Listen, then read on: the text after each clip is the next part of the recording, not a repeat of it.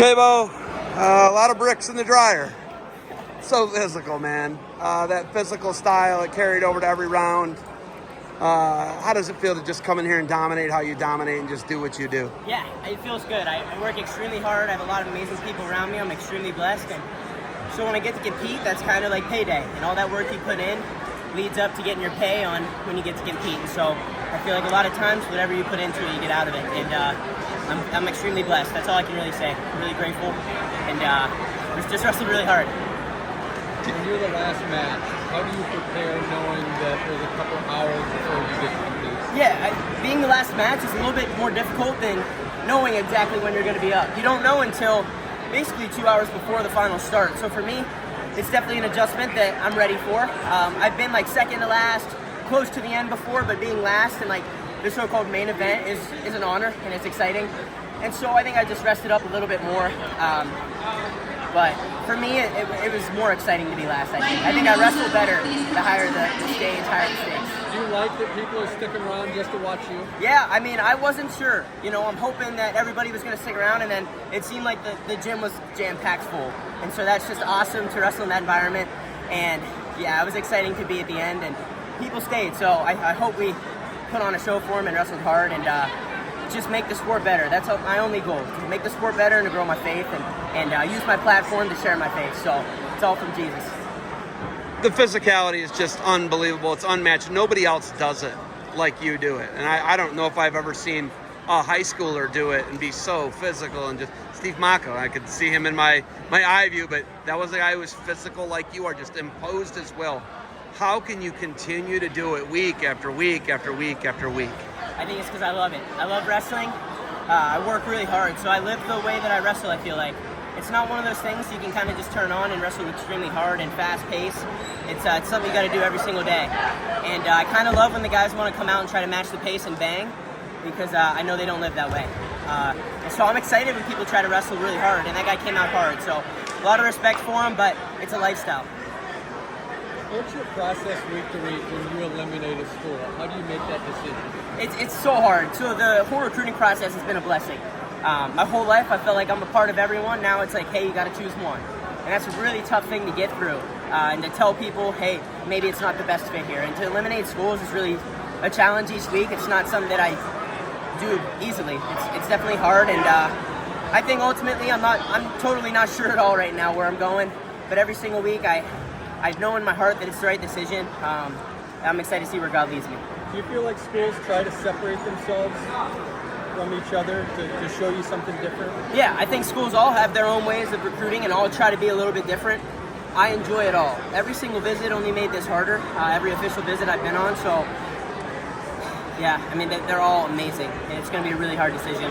I'm talking about it with my dad a lot, and we don't know.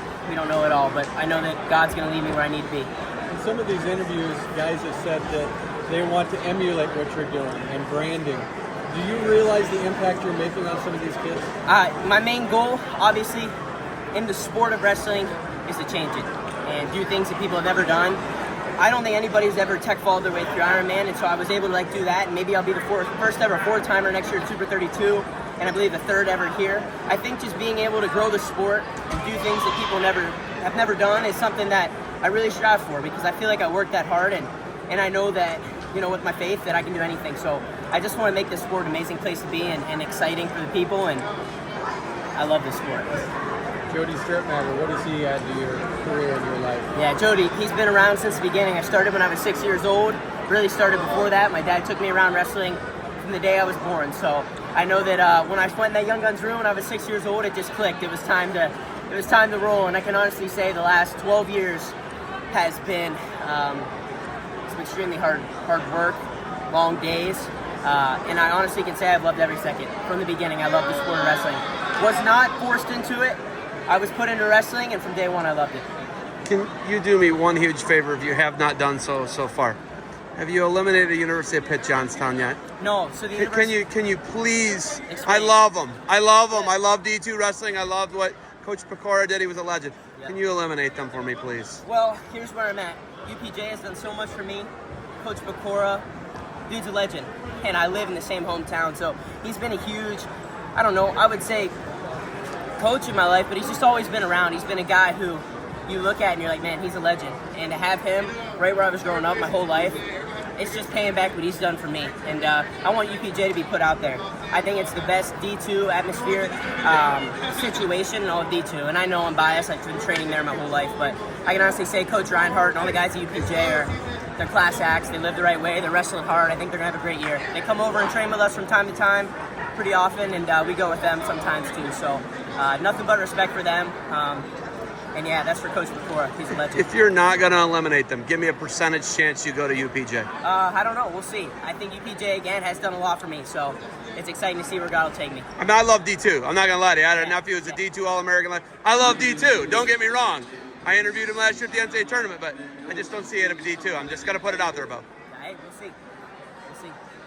Bo, how do you get up for these matches? I mean, going up against an opponent that you know is inferior to you, that you're going to go out and tech ball, do you go out there and think like, I'm going to try a different move that I don't usually do, or is it just so natural out there? Well, you know what? I try to put out my best performance every time. I'm not too focused on like, hey, I just want to win. I want to score points, be exciting.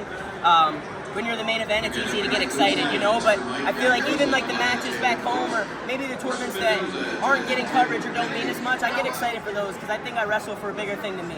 I wrestle for my faith and to spread the word of God. So, thanks.